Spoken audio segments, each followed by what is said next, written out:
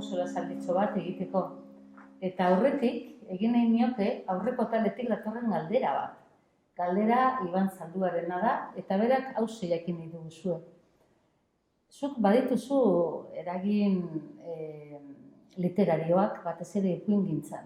Eta berak nabaritzen du Arkaitz Kanorena, edo Julio Cortázarrena, edo Alice Munrorena. Baina berak jakin nahi luke, eta nik ere bai, ia eragin literariorik daukazu novela gintzan ere. Beti egin zen zaila, honi erantzutea, iruditzen dut galdetzen digutenean askotan jotzen dugula posera, ez? Zer geldituko da ondo? Zer eragin aipatzen baldin badu, geldituko da ondo. Azkenengo etapan, zirutzen zait hau ere aldatzen doala, ez? Zakit, ni Julio Cortázarrekin injuratuta nintzen 20 urteren bueltan. Zakit, Alice Munrorekin orain dela 5-8 urte, eta aldatuz doa, ez? Irakurria ala. Azkenengo novelista injuratu nagoela edo sentitu dudana nik honela idatzen nahi nuke, izan da Sally Rooney. Irlandako idazle bat, oso gaztea. 2 novela irakurri dizkiot, lehenengoa bi dauzka, lehenengoa gazteleraz, Conversaciones entre amigos, eta bigarrena ingelesez irakurri nion Normal People, eta benetan sentitu duen horrelako zerbait egin nahiko nuke. Eta orain banoa nire galdera sortarekin, eta lehenik galdetu nahi nizuke nola zaude. Ondo nago, bai, pozik. Hona etortzeko aldez aurretiko prestakuntzaren bat egin dozu, esan nahi dute etxetik atera aurretik pentsatu duzu, hau egitera noa eta hause egin esan honelako jarrera eukin nuke. Saiatzen ez elkarrezketa guztietara erne joaten. Erne burua martxan eta zentratuta. Niretzako oso importantea da elkarrizketatzailearekin eroso sentitzea, eta erosok ez du esan nahi aldez aurretik lagunak izan behar garenik, ez? Sentitzen dudanen elkarrizketatzaile batek bizitzan bezala. Aldez aurretiko ideia bat daukala, edo bere ideia batzuk konfirmatzeko elkartu dela nirekin horrek jarri nazake resistentzian. Gainerakoan, saiatzen naiz pentsatzen zerren arira den elkarrizketa hori. Liburu baten edo lan baten arira baldin bada pentsatzen zer egin dudan, zer esan nahi dudan, egin dudan horretaz, nola esplikatuko nukeenik, eta lan bat egiten aldez aurretik elkarrizketa prestatzeko. Komunikazio ekintza hori iruditzen zaidarako desberdinak direla. Bat da komunikazio ekintza literarioa, eta beste bat da literatur lan horri buruz gerora egiten duzu diskurtsoa edo beste komunikazio ekintza hori. Eta gainera tokatzen zaigunez elkarrizketa bat baino gehiago ematea, saiatzen naiz lan ekstra bat egiten elkarrizketatzaile bakoitzarekin. Ez dadin automatizatu diskursoa eta ertz berriak bilatzen saiatzen naiz nire lanari edo nire egoerari edo lan horrekiko daukadan dialogoari ze aldatuz joaten da. Ez da berdina liburu bat atera berritan, handik 2 hilabetera edo handik 6 hilabetera. Aldatuz joaten da harremana bera ere eta hortik hitz egiten. Beraz esan duke zentratuta egoten eta erne egoten. Baina badaude kasu batzuk, gaur esate baterako, ez da horren beste zure lan konkretu bati buruz edo bertsolaritzaren inguruko ekitaldi bati buruz, baizik eta zue pertsona ari gara pizkat gehiago ezagutzen elkarrizketa honen bidez, ez? Orduan, hori nolako prestakuntza eskatzen du, esan nahi dut, bertsolari jantzia igual ez duzu pini behar gaur, idazlaren jantzia ez, zure jantzia jarri duzu etorri horretik, edo ze nolako, hau da, badakizu orokorra izango dela, ez, gaurko elkarrizketa, ez da izango zentratua lan konkretu batean. Behin, akordatzen naiz, gainera bertan Bilbon, egin niola elkarrizketa bat Fantizi edo Tordeseoko abeslariari, eta berak aipatu zidala zer garrantzitsua zen eskenatokira igotzen eta jaisten.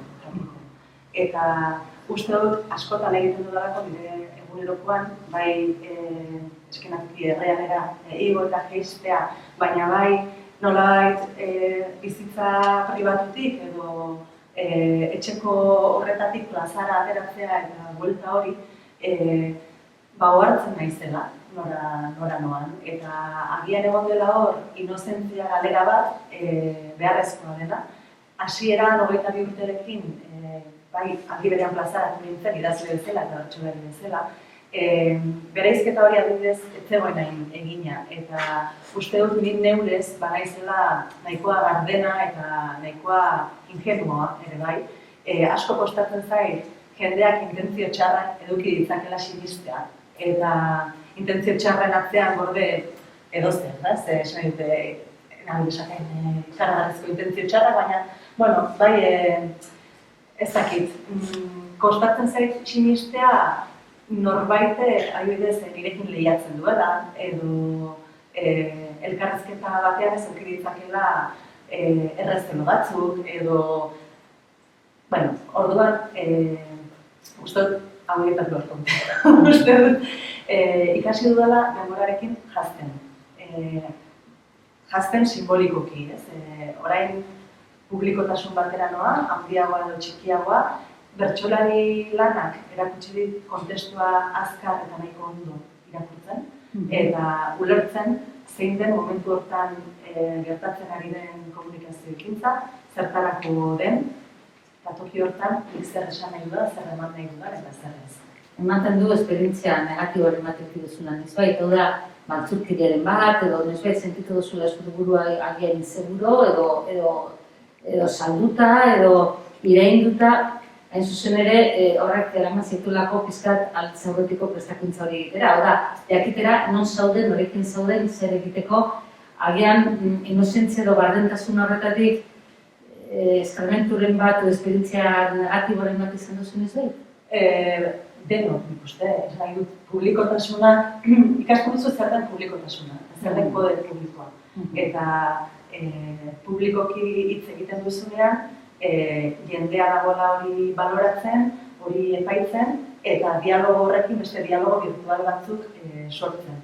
Eta jendea distantziatik ezagutzen dugunean, bakoitzak jokatzen da, pertsonaia publiko horrekiko bere estrukturaren, bere bizipenen arabera eta askotan horrek ez dauka zurekin zerikusirik. Gaztelaniazko esaera hori ez, dice Juan de Pedro, dice más de Juan que de Pedro. Orduan, nik uste dut publikoki zerbait egiten dugu guztiok bilakatzen garela aldi berean ispilu. Eta konturatzen zara, askotan jendeak ezagutzuk, pertsonalki ezagutzen ez duzun jendearekin hitz egiten duzunean badaukatela zure irudi bat, edo uste batzuk dauzkatela zure inguruan, agian zuk ez dauzkasunak ez. Orduan, polikiago zapaltzen ikasi dut, uste dut, lotuta dagoela heldutasunarekin baita ere. Haur bat, nerabe bat nola agertzen den plazara, herriko kaleetara, eta heldu bat nola agertzen den. Horrek badauzka bere alde negatiboak ere, ikuste galtzen ditugu, gauza batzuk bidean, baina iruditzen zait hala ere nahiko heldu ingenua naizela. Mantentzen ditudala aurraren, ez dakit, ausardia batzuk ere, eta horrek ditzen nahi zoreka horiek. Negatiboa eta positiboa ere bai, planteatzen ari garen moduan, ia ematen du genero literario bat dela elkarrizketa gintza. Hau da, bai elementu pasibo moduan eta aktibo moduan ere bai, ez? Hau da, elkarrizketatu izan eta elkarrizketatzaile izan, ia genero literario bat bihurtzen dugu, ez? Beti diferente, beti sormenetik zerbait daukala, horrela planteatzen duzu zuk ere pizkan? Nik uste baduela, sormenetik eta badela, genero literario bat edo ez. Kuriosoa da, nik kazetari moduan beti izan dut oso argi, gehien gustatzen zaidana elkarrizketa egitea dela. Elkarrizketa pertsonalak eta bada luzeak. Bai, hortan disfrutatu izan dut gehien. Eta iruditzen zait elkarrizketa batek, idatziz ematekoa denean eta irratiz ere asko gozatu izan dut elkarrizketak egiten, baina edozein testu bezala badaukala bere luzera, eta luzera horren barruan badaukala estruktura bat, estilo bat, erritmo bat, badauzkala bere loturak. Gauza bat dela elkarrizketatuak nola hitz egiten duen eta beste bat nola ematen den hori gero paperean, mantenduko duzun ala ez, bere esaldiak egiteko ordena, ala batzutan buelta emango diozun, mantenduko duzun bere segurtasuna edo segurtasun falta. Asko gustatu zitzaidan, duela hilabete batzuk entzuen Jon Berderri hil baino hilabete batzuk lehenago egindako elkarrizketa bat, podcast batean, telefonoz egindako elkarrizketa bat, eta segituan sentitu nuen, ostra, hau ez ditzake, Euskal Herrian hau ez ditzake egingo. Zartzaroa entzuten zen. Galdera egiten zion, elkarrizketatzaileak, eta agian pasatzen zituen 2 minutu erantzun aurretik, eta entzuten ziren zartzaroaren soinuak. Entzuten zen arnasa, entzuten ziren listua, entzuten zen ez alako soinuak, eta iruditu zitzaidan handi berean pudorea ematen zuen zerbait, baina beste alde batetik esan gero erantzunak oso interesgarriak ziren. Eta interesgarriak ziren zartzaroarekin lotuta, zergatik kendu zartzaroa. Horrelako erabakiak hartzen dira elkarrizketa bat editatzen edo transkribatzen duzunean, ez? Eta transpiratzen usten diozunean, ez? Eta zeharkatzen usten diozunean, esan nahiaz gain nondik esaten den, nork esaten duen, ze adin daukan pertsona horrek, ze biziten hori dena, hizketako moduan ere islatzen dela uste dut, eta hori jasotzen asmatzea ere ederra dela eta horrek badauka literariotik ikusten. Horrek edo non zintuen kazetaritza ikastera, esan nahi dut kazetaria zara hori bidez, profesioz eta zerk bintzatu zituen zoren, zuri entzuna ematen du pertsonekiko, jendearekiko jakimina, hurbiltasun bat, hau da, kazetari izatea iaia itzakia dela jendearen gana heltzeko profesionalki ere, impresio hori ematen du, ez? Zerk eraman zentuen? Kazetaritza ikastera eraman ninduen, idatzi nahi izatea. Horrexek, bakarrik. Bai, idatzi egin nahi nuen, oso garbi neukan, eta uste nuen karrera asko idatzeko ginela. Oker nengoen, baina karrera aprobatzeko errex bat aukeratu izanak, eman zidan aukera, Bilbon ikasi Leioan ikasi nuenik, eta karrerako urte horietan adibidez ikasi nuen bertxotan. Ni 20 urterekin hasi nintzen bertxo eskolan, eta 20 urterekin egin nuen lehenengo plaza Bilboko kafean zokian. Gabegonia ia berandu 20 urterekin, ez? Bai, eskolarteko txapelketarik eta lakorik ez dut egin. Baina adibidez, bertxotan ikasi nuen, gazteritza ikasten nuen bitartean, eta egin dituen hainbat ikastaro, gidoigintzakoak, idazketakoak, orduan, nik uste dut oso txikitatik dakidala zer gustatzen zaidan, eta horrek lagundu ditala ipar bat izan dela ere bizitzan, bai. Nik izango nuke idazle izan dugun guztioi sortu zigula galdera hori, ez? Profesionalki zer egin, zuzen ere, ahalik eta hurbilen egoteko. Eta, ez da kasualidade, hainbat idazle, kazetari edo irakasle. Hau da, bi faktore daude alde batetik pertsonekin lan egin behar izatea. Edozein idazlek behar du elikatu gizarreman horietatik. Eta gero, profesionalki ere ordutegi malgua izatea idatzia izateko, ez? Beraz, iaia istripu bat da, kazetari izaterena. Hau da, ez zen horren beste harinez aberiguatu nahian, ez? Nondi datorkizun hori. Istripu bat da, azken finean zuriatzen idaztea lehenengo momentutik. Bai, esango nuke baietz, eta gainera nik kazetari, kazetari ikasketa dauzkat, baina nik sekula ez du nire burua kazetari definitzen. Gustatzen zaidan lanbide bat da, baina ez da idazketaren edo bertsogintzaren kasuan bezala pasiora iristen. Eta gainera, esango nuke, egin ditudan lanak, kazetari bezala, badira 8 urte ez dudala komunikabideren batentzat kazetari lanik egiten, eta egin izan ditudanean izan da, hori ez, argiarako lan egiten duen elkarrizketatzaile modura, elkarrizketa pertsonalak egiten dituen, 3 urtez, eta hor asko gozatu duen, Eta gero irratian gozatu dut, hortaz gain gehien. Eta baita ere elkarrizketak egiten. Eta uste dut zer ikusi daukala idazletzarekin lotuta giza kondizioan arakatzearekin. Hori da, agian idazketatik eta aurrera lehenagotik irakurketarekin lotzen nagoena, ez? Giza kondizioa hausnartzea, ispilu horietan ikustea, nire burua nirekin zer ikusirik ez daukaten pertsonaiak ulertu nahi izatea, pertsonei angelu diferentetatik begiratzea, pertsonen artean sortzen diren dinamikak arakatzea, dinamika horiek espazio eta kontestu historiko diferentetan ikustea, hori da txikitatik iluratzen nagoena eta hitza bera.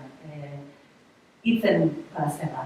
Hitzek elkarrekin sortzen dutena, nola dagoen osatuta esaldi bat, erritmoek, hitzen soinuek zer eragiten duten, gauza berbera nola esan daitekeen modu diferentetan, zergatik nahiago dugun horrela eta ez bestela, itzultzea ere asko gustatzen zait, adibidez.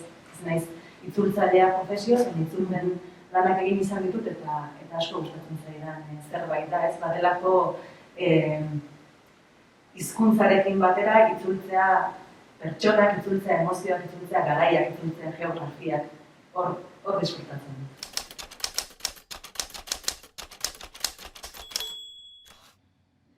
Uxue Alberdi Eztibaritz idazlea delako dugu hemen, baina idazteagatik bezain beste eta ezaguna bertsolari delako. Idaztea eta bertsolaritza parean ote ditu berak? Galdera hori egin zioten 11 akademian, duela 2 urte besarkada lanarekin Euskadi saria irabazi zuenean. Hala erantzun zuen Alberdik.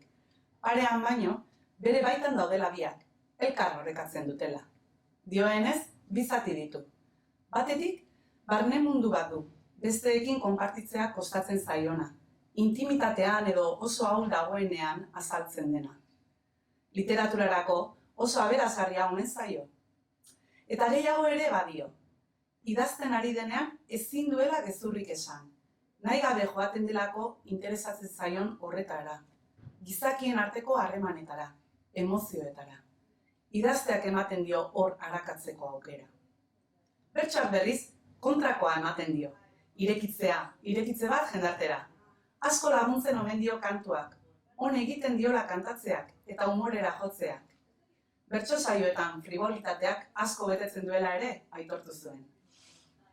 Argitaratu duen azken liburuan hala ere, bertsolaritzak bat ere friboloa ez den beste aurpegi bat ere baduela erakutsi du Alberdik. Kontrako eztarritik da liburu hori. Eta gaur egun plazan kantatzen duten 15 emakume bertsolariren lekukotzak biltzen ditu.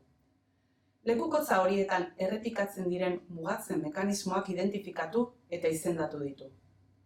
Akatsa barneratzea, gizonen kidetzat ez emakumetzat hartuak izatea, bertsolaritzaren definizio ertzatzailea, itxuragatik epaituak izatea, merezimendu faltaren epaia, infantilizazioa aitakeria aita pontekotza, desexualizazioa, deserotizazioa, desgorpuztea, hipersexualizazioa eta heteroaraua, gizonen desiraren arabera eraikitzearen kontraesanak eta gatazkak, eraso sexistak, iraina jazarpena bortxa eta beste 12.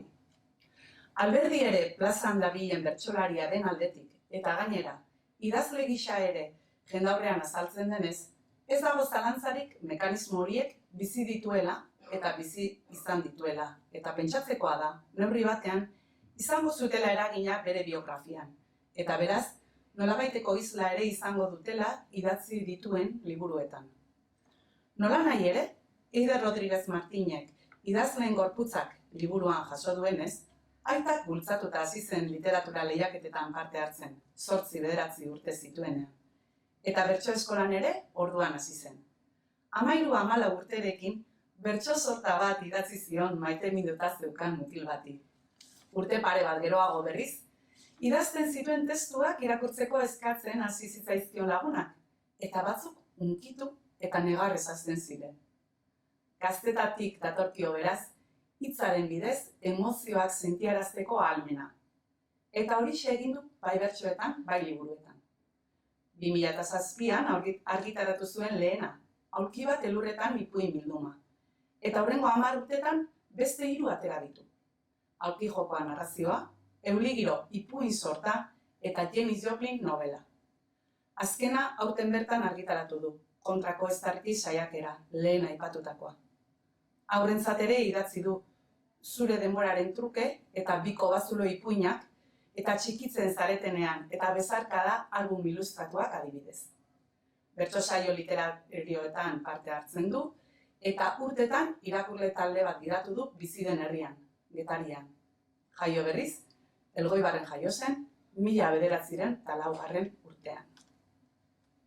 Giza kondizioak, gizakiak, eta horrek eramaten gaitu zure azkenengo liburura, hain zuzen ere, elementu egiteriko asko daudelako hor.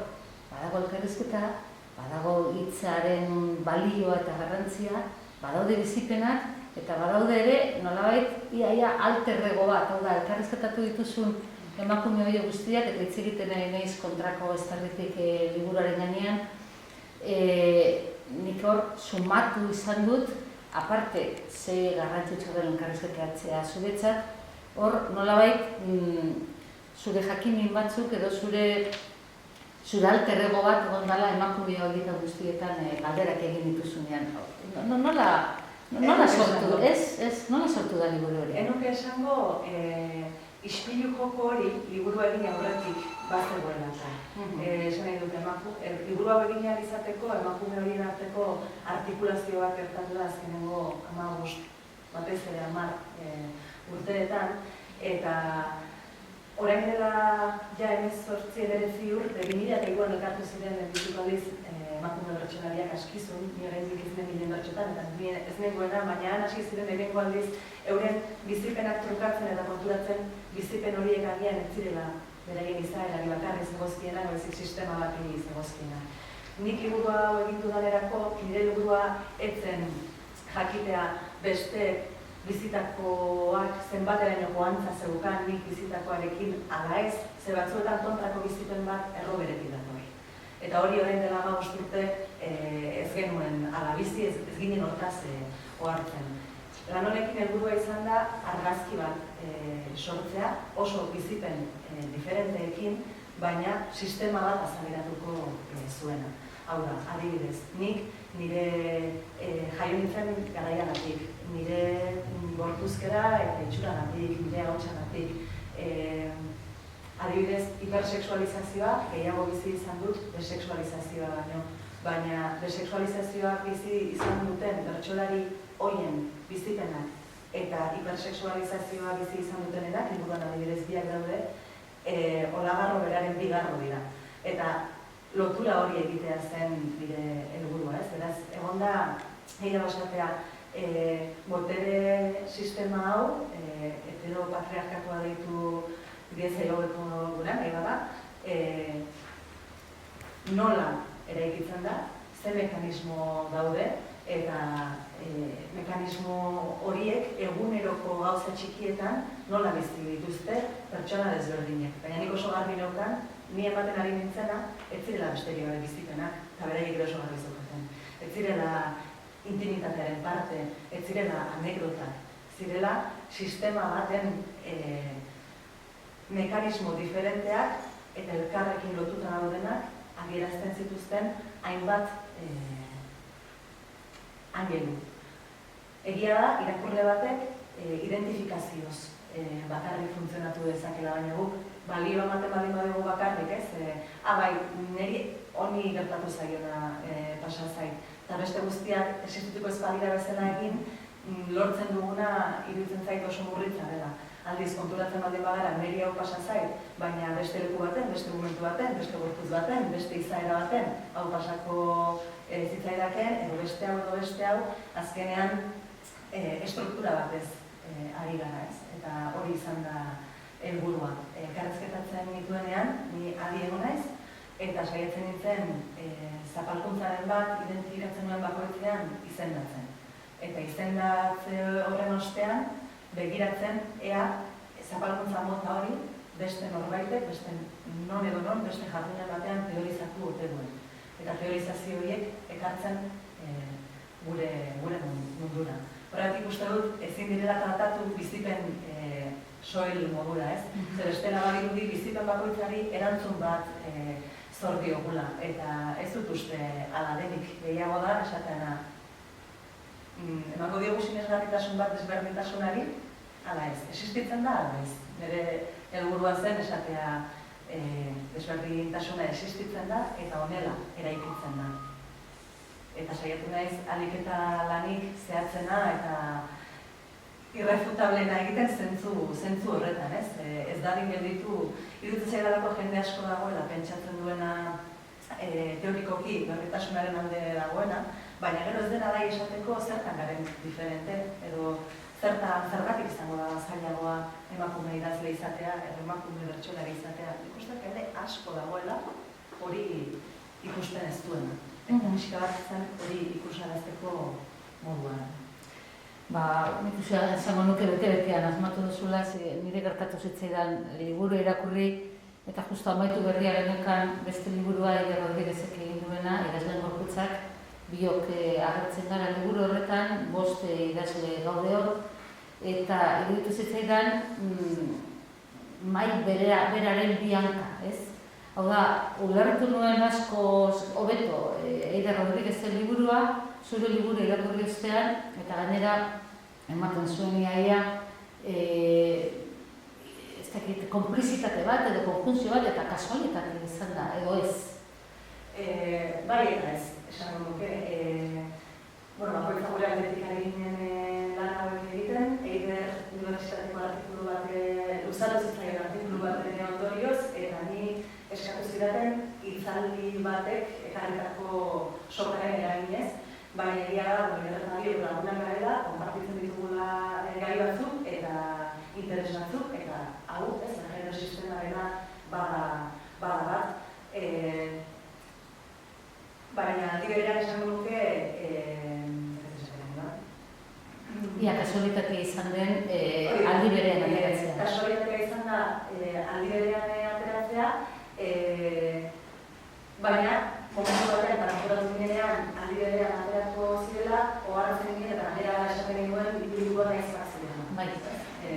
Gaizpak zirela eta gainera egin zieza jokela bakarresteari mesede edo konpainia egiten diotela elkarri. Eta bai, hortaz kontziente ginen eta adibidez aurkezpen egunerako ere zalantza horiek izan ziren, zer liburuak prest zeuden, eta orduan zer aldi berean aurkeztu egun berean, bi egun diferentetan zenbat eguneko tartearekin. Hori ere, liburu bat egitea, ez liburu bat idaztea, liburu bat pentsatzea, nola komunikatuko den, noren ondoan komunikatuko den, bi liburuak elkarrekin argitaratzea mesede egingo diete, edo ez, edo hori dena ere pentsatu duen, ohartzen ginealako, bazegoela elkarrezketa da, bi lanen artean. Bai, gorputzaren gainean hitz egiten da liburuetan, eta gaian sartu horretik nik atzetik egin nahi dizut galdera. Ze gorputzaldi gelditu zaizu zuri liburua batera uztea? Lehen esan bezala oso desberdina momentuaren araian. Liburua oso berrexi idatzi du. Oso garbi ikusten nuen liburua. Agian urte luzea daramatzat, justu bertso sistemaren baitan genero diferentziei eta marratz horri erreparatzen, bai teorikoki eta bai praktikan eta bizipenak, bereak eta bestenak, teoria eramaten, teoria bizipenetara eta horretan dara denbora asko. Eta idazketa prozesuan asko disfrutatu du. Atera horretik, baneukan beldur bat, eta beldurra zen etxera begirakoa, bertsolaritzaren etxera begirakoa. Susmoa baneukan, bertsolaritzatik kanpo oso ondo disegituko zela liburua, eta izan da.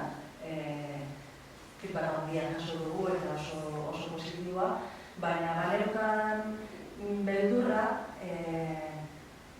gure kapera honetan tauleta txikiek esan da, baina traiziotzat ez ote zen hartuko. Eta belarri da? Ez da erosoa izan, eta ez da erosoa izaten ari. Ez iruditzen zait, bertxomunduak badakora zerbait oso importantea eta oso ona eta da autoeratu egin duela bere burua eta autonomia handia dauka da beste hainbat jardunen aldean. Bere burua definitzen du, Eta gainera, bere buruatzen definizioa komunikatzen du. Eta hori oso jende gutxik, oso enpresa gutxik lortzen duten zerbait da. Baina horrek badauzkarrera diskoak. Eta iruditzen zitzaidan gai honi zegokionean, nik ez sentitzen nuen beharra lehio batzuk egiteko eta esateko hau ez dugu guri bakarrik gertatzen. Guri gertatzen zaiguna harrematuta dago beste bat esparrutan gertatzen derarekin eta bai sentitu izan dut behin baino gehiagotan nik elkartea oroa zijoana baino azkarrago bateko beharra neukala genero errentasunari edo turismoari dagokion gaietan.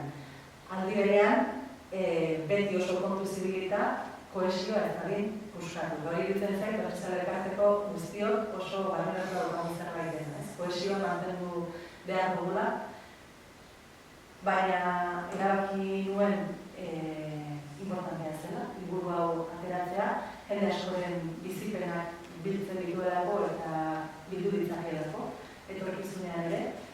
Bertsolari ez dela irauteko behar dugulako, emakume bertsolari asko, eta orain dela 10 urte ez genukan zerbait daukagulako. Gure arteko artikulazio hori, eta oso importante iruditzen zait, ez dadila puskatu emakumeen arteko artikulazioa, eta autorizatu dezagun elkar. Eta elkar autorizatzeko moduak izan da, guk hau teorizatzea, politizatzea eta argitaratzea. Eta nahiko violentoa egin zait, isiltasuna. Bueltan etorri den isiltasuna, azkenean, 15 bat, 16 bertsolariren bizipen eta teorizazioez ari garelako eta iruditzen zait, aintortza bat merezi duela. Isiltasuna erakundetik, bertsolari edo bertsozale elkartearen aldetik. Ze esan duzu kalean etxetik, urbileneko honetatik, ez? Iruditzen zait, isiltasun mota diferenteak daudela, denbora eman behar ziola jendeari, eskotak hau denbora asko daramago gultaz pentsatzen, eta agian nahi ditugu erantzun batzuk imediatuak, eta batzutan, beste denbora behar du jendeak, ez? Baina, bi isiltasun mota bereziko dituzke, gizarretan daudenak eta atxikinezko isiltasuna, agian momentuan ez daukazu ezer esateko, edo zalantzak dauzkazu, edo denbora behar duzu, baina hor zaude, eta beste isiltasun mota bat da, ezer gertatu ez balitz bezala egiten duen, isiltuko ez balitz bezala, ez egiten zait, hau lurrikaratxo bat, ez liburua bera, liburua bera sortu duen mugimendua, zer hau mugimendu eta lan kolektibo askoren emaitza da, eta iruditzen zait ezin dela designarazi. Bai, interesantea esaten duzun hori, hau da, isiltasun bortzatua, behartua, ez, noratu nahi izaterena, ez? Baina bera, hitz egiten ari zinen bitartean ari nintzen pentsatzen, orain 15 urte, hain zuzen ere, elemento distorsionatzailea izango litzateke politikoa, eta bertsolari elkartean ere edo, gaur egun bertsozale edo deitzen den elkartean, baina gari batean bertsolari elkartean, politika zan, hain zuzen ere, elementu distorsionatzailea eta kohesioa bilatzen zen inkluso horren gainetik, eta eta gaur egun aldiz, generoa. Hau da, zen nolako evoluzioa egon den 10-15 urte hauetan, gizartean eta guk ezagutzen ditugun erakunde hauetan. Eta horrek eramaten hau, berriro hartzera lehel hori, ez? Pertsonala, generoa, politikoa da. Egun bat eremutan ikusten ari garen hau, ez? Zuk nola ulertzen duzu baieztapen edo afirmazio hori, hau da, pertsonala politikoa da? Bai, uste hori ezin da bereizi. Orain dela 10 urte politika zen, ez da baina eta generoa ez dagoen politika da. Oso politikoa dela gai hau, eta politika hitz-larretan deitu izan diogun horretan, gorputz batzuk, ondirela bigarren lerroan kolektibo bezala, eta agian, gure gatazkagatik eta gure problematikegatik ez direla lehentasuntzat jo izan, eta garai berria deitzen diogun hauetan, agian filtratu direla. Hortaz gain, iruditzen zait bertsolaritzan bakarrik. Orain dela ez hainbestera arte, eta esango nuke nire belaunaldira arte edo, sujetu politiko iraultzailean, ezker abertzalean lotutakoa, batez ere izan dela gizonezkoa, eta gainera gizonezko horiek, hurbilekotzat dauzkadan gizonezko horiek, beraien burua eraiki dutela subalternitate batean. Estatuarekiko, poliziarekiko, zapalduaren identitatea eta diskurtsoa eraiki dutela eta hor hasi direla. Eta oso progretzat dauzkagu gizon batzuk, eta bere burua oso progretzat dauzkatenak, gai hau ateratzen denean, eta ardatza hau ateratzen denean, oso desetoso sentitzen direla, kasu honetan ez direlako eurek zapalduak. Orduan, zu egin bazaude bizitza guztia ohituta zapalduaren lekutik aldarri egitera, eta batean beste ardatz batetik zeu zarenean sistema zapaltzaile horren parte, iruditzen zait hor sortzen direla tentsio batzuk ez daudelako ezita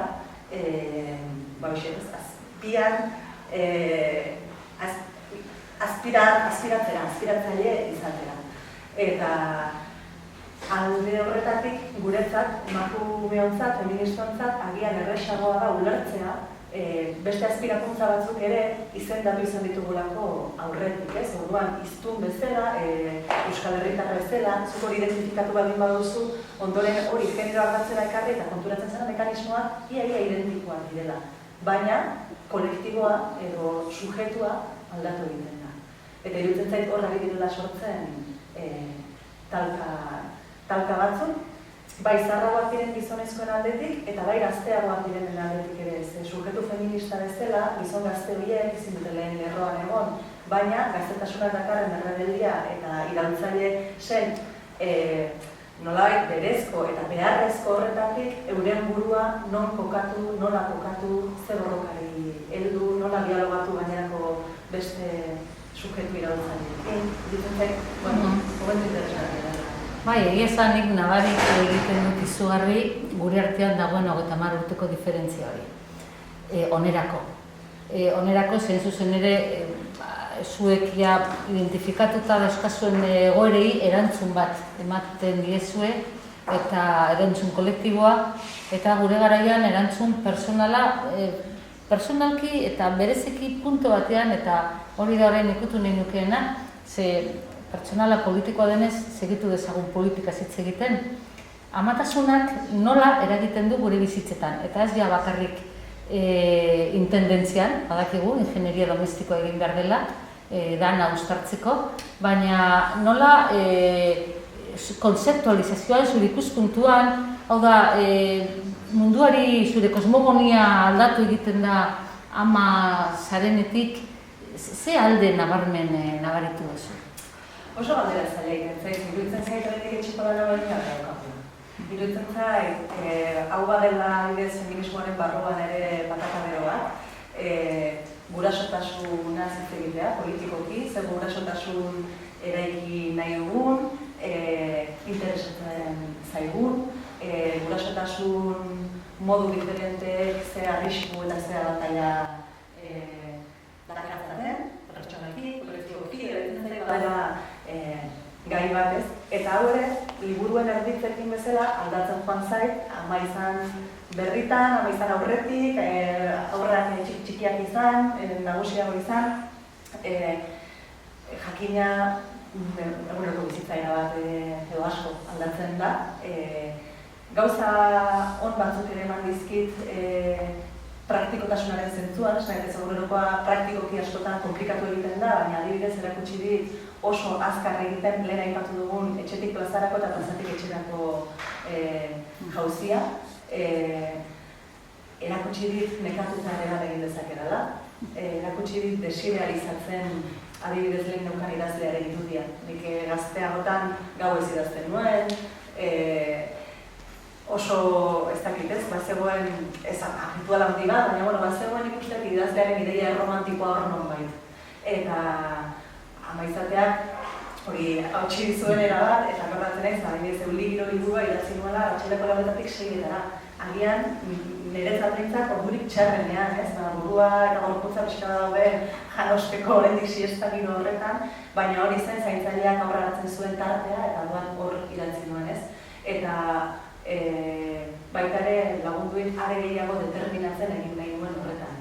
Sentitzen nuelako, momentu honetan agian ez da nigandik besterik esperoa izatea baino, denbora gutxiago daukat, eta orduan oso garbi sentitzen, zer da nik denbora egin nahi dudan. Gauza askotarako balio izan dit, eta hortaz beraz pentsatzeko ere bai, ez? Bikote harremanez pentsatzen dugun bezala, feminismotik pentsatzea guraso ume harremanez, horren romantizazioaz edo ez romantizazioaz. Gorputzaz, baita ere, zentzu horretan, uste duzuk esaten zenuela Eiderren liburuko elkarrezketan, adibidez haurdunaldian nola aldatu zitzaizun zure gorputzarekiko harremana, eta ez dakit, niretzat da beste osagai, bizitzako beste osagai oso interesante bat, informazio pila bat ematen duena, eta zabaldu dit pentsatzeko bidea eta eredu diferenteak bilatzeko bidea. Ama izan nintzenean ez neukan apenas eredurik inguruan, nire garairako gazte xamar izan nintzen ama. Baina oso garbi neukan zerbait eta egitea gustatzen zitzaidan eniona utziko. Idazten eta bertxetan jarraituko nuela, zailtasun eta batzuetan egia esan nire buruaren gainetik pasata.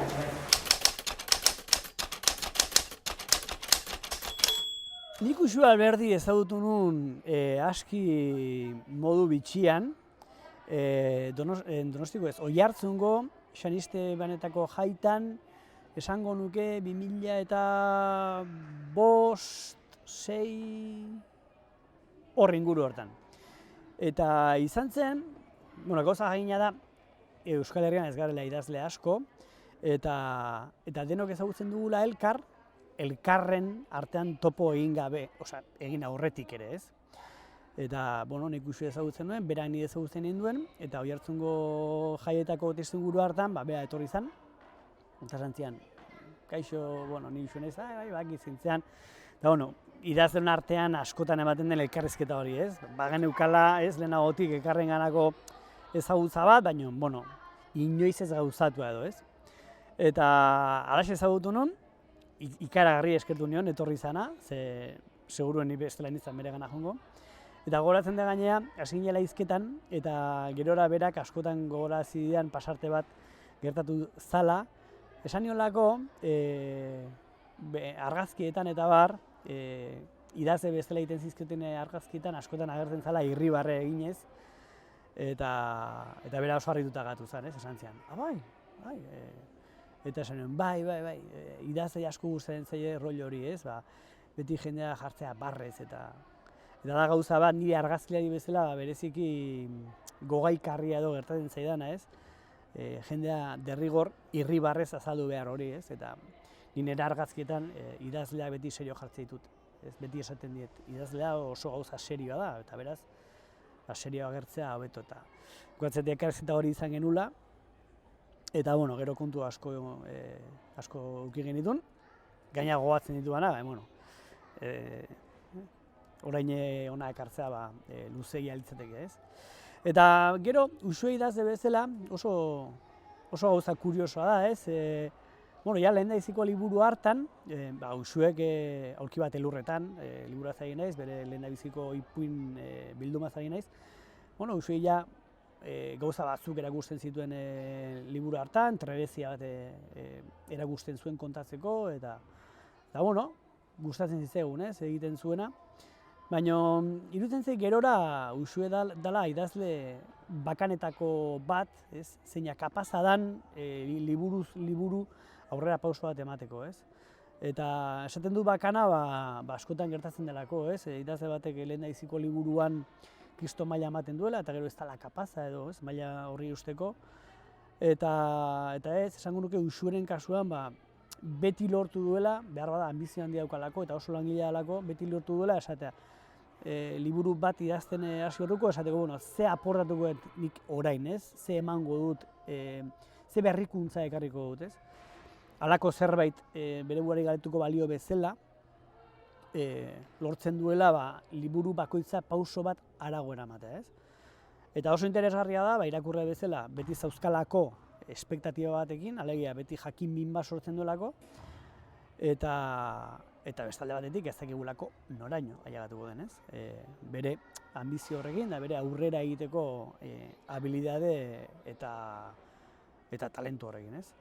Eta beraz, bueno, idazle oso interesgarri ditzen zait, eta hots propioa daukana, eta oso ondo idazten duena, ez?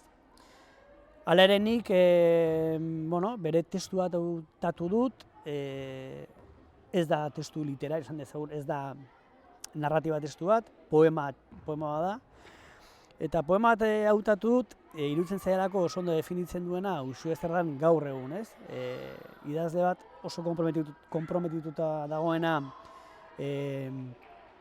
feminismoarekin, emakumetasunarekin, oso, ez? Bereziki bere azkeneko liburuarekin oso saltsa hortan dabilena, eta iruditzen zait testu honek oso ondo erakusten duela hori.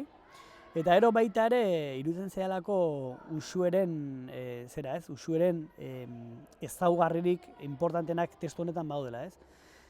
Eta esango nuke bere ezaugarri importantena dela presisioa eta hitza aukeratzeko orduan daukan trebezia, ez? Poema oso simplea da, oso ideia simplea dago poemaren atzean, baina poema mamitzeko orduan aukeratzen dituen hitzak niretzako arte handiz hautatuta daude. Eta testua hauxe da. Mikel Marquezek musikatu zuen, gainera 2 bersio ezberdin egin zituen, biak oso ederrak, eta gomendatzen zaituztet, ezagutzen ez duzuenok, YouTubeen kantua jar dezazuen. Testuak honela dio. Emakume zuzenak, okerrak, kirtenak, moja txintxoak eta zerrama irtenak, itxusiak, politak, atletak, errenak, konplize ditut eta maite ditut denak. Langileak, alferrak, lanik ez dutenak, tuntunak, mediokreak, klaseko lehenak, ale desegokiak, andretxit gorenak, konplize ditut eta maite ditut denak.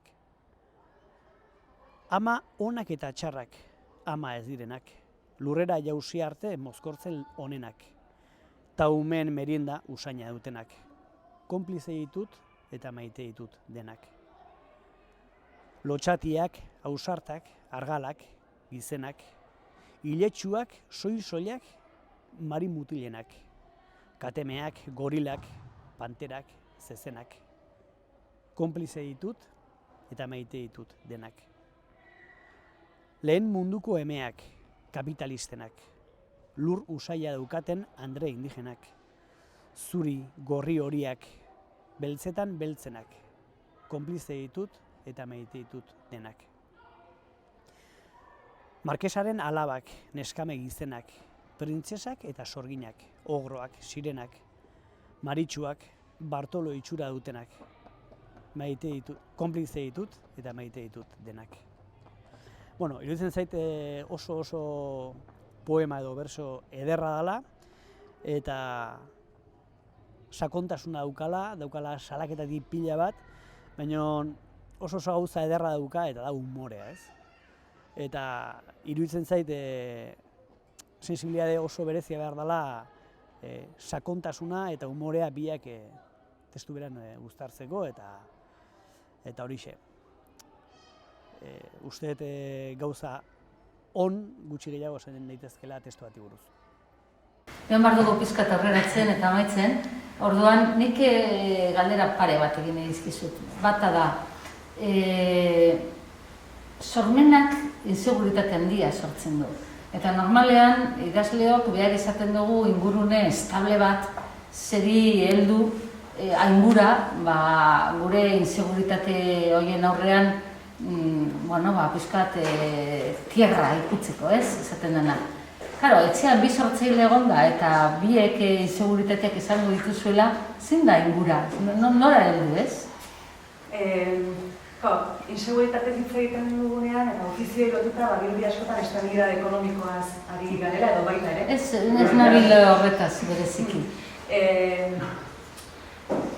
Sormenak berak sakartzan ziklo estabain estable edo ez, sormenen prozesua, lanaren kaleratze prozesua, elkarrizketak, publikotasuna bera, ikuste horrek denok desorekatzen edo denoi eragiten digula.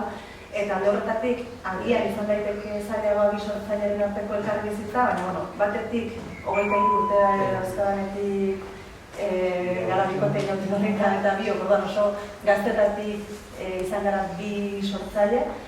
Eta aldi berean gauzan batzuk ere ekarri dizkiguz, nik uste biok geundela eta agian gehiago ni oso determinatuta egin nahi genuen horretan. Eta orduan negoziazioa neurri baten oso simplea izan dela. Hau da, biok dauzkagu emanaldiak, biok dauzkagu sormen prozesuak eta joan gara erregulatzen. Egia da, konturatzen nahi zela ez, egin izan dugula txandaka bezala. Proiektu handi bat batek, ondoren handi ez nahi dutez, liburu batean sartzea edo disko batean sartzea azkenen zileteke urte batzuetako lana, eta bitartean besteak gehiago sukalde lana, bai etxeari eta bai beste proiektu batzun hasierari dagokiona, kalendario konpartitu bat daukagu, elkarren lanekiko errespetu handia, eta gero zer bihurtzen den euskarri, esango duke, agian oso konpoxo dituko da, baina maitasuna, baina errespetua, ondo maitatzea bestea, ez, esaten dena, oso garbi daukagu bestearen ofizioa eta pasioa zein den, ze denbora behar diren horretarako, eta beti saiatu izan gara elkarri leku hori ematen. Eta azken aldian, ze hau bada lehen asko kostatzen zitzaigun zerbait, elkarlana asko kostatzen zitzaigun, nik uste sortzaile asko bezala elkarre baitzen genuelako.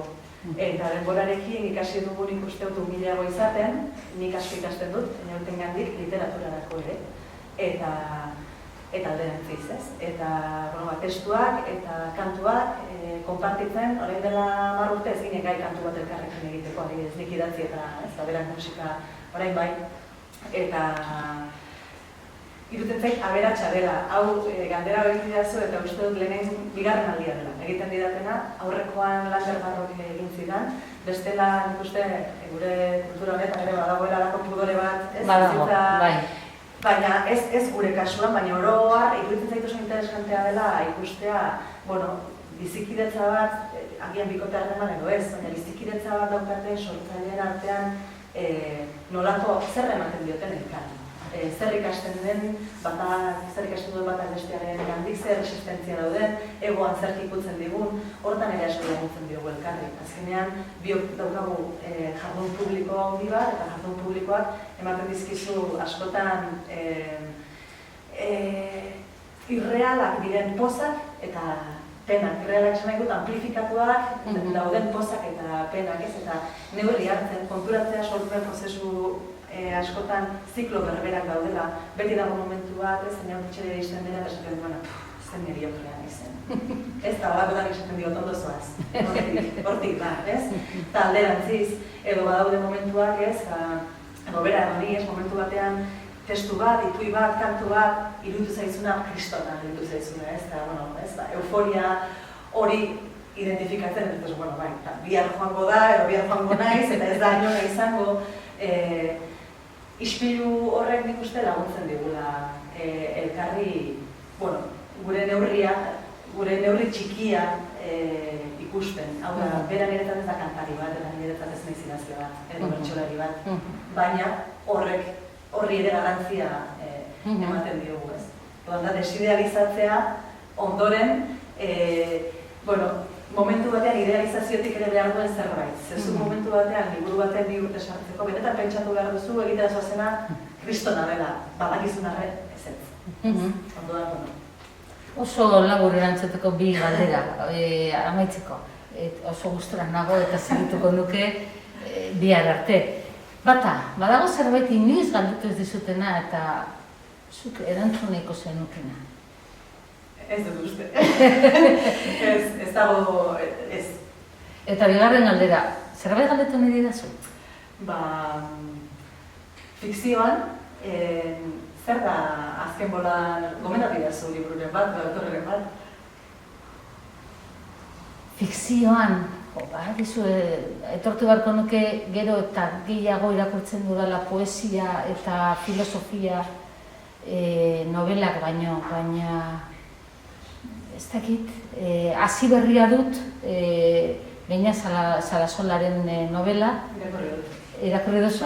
Da, gustora? Bai, asko gustatu zen. Hasi berria dut eta uste dut hori ere oso gustora egongo naizela. Hori da azkenengoa, eta gero mesanatzean daukatere, miren agurnea berena. Hori irakurri. Denbora gehiago izango duzunik baino, eta orduan askotan egilea begiratzen duzu novela baino, zila garantia bat ematen dizu konfiantza bat, eta seguro nago, nire nagurrek ez nagoela defraudatuko, seguro nagurretaz. Usue, mi esker. Zuri. Eta egin behar dizut galdera bat, zuk gero hurrengo atalean egiteko idurre eskizabili. Ez dut askorik ezagutzen idurre, baina badaka sensazio bat beraren gainean. Guztiok gara konstruktoak, guztiok asmatzen dugu gure burua, baina sensazioa dut idurrek bereziki egiten duela ariketa dinamiko hori bere burua berrasmatzearena behin eta berriz. Eta behin eta berriz kristaliratik ateratzen dara tximel eta ederra. Eta hori izango litzateke nik berarentzat edukiko nukeen galdera. Zure burua berrasmatzen duzu sarritan zergatik nola egiten duzu hori. Eta besterik ez? Asmatzen dudan, galdera egiten. Azkarrek asko zuen. Agur. Hurrengo atalean idurre eskizabelekin arituko naiz, solasean.